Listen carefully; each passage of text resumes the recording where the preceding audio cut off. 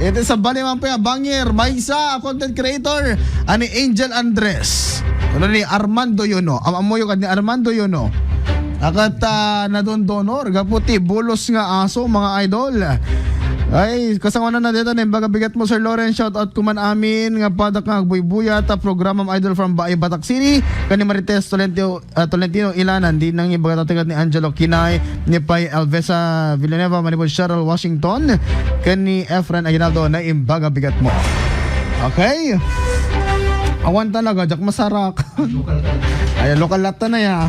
Okay, mga idol, at yuman, ti Damag Lokal para iti daytoy a report. IFM News. IFM News. IFM News. Lokal.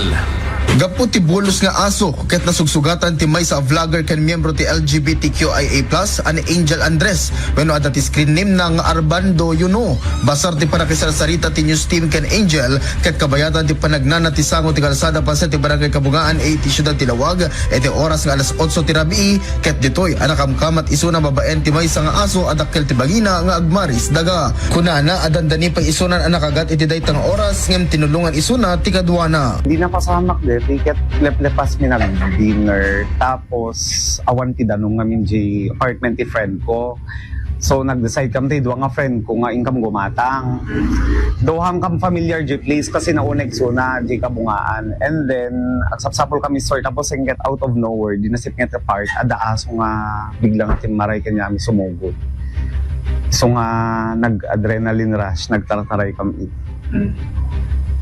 So kasano nga nasugatan ka? Without knowing kat adahams idi pagtarayan ni tapos na itakle baklat. Tsak napupuutan then almost makagat na talaga di ason. Iti panakinuman ti news team ken Kapitan Marilyn Resquir iti nasa o barangay ket ditoy akinunana akan kanayon na apal palagiban dagiti ka barangay na pakasaknan kadagiti bulos nga aso ket ditoy ang nagbalaag man ti kapitana kadakwada. Naibagbagamin met kadakwada sir nga iti aso da kita igalot da tanarigaten no ada maaksidente ta no ada makasama kasi dat aggastos so nga isu yala unay ti unay mi nga mabalin awan agkaiwara nga aso ti barangay.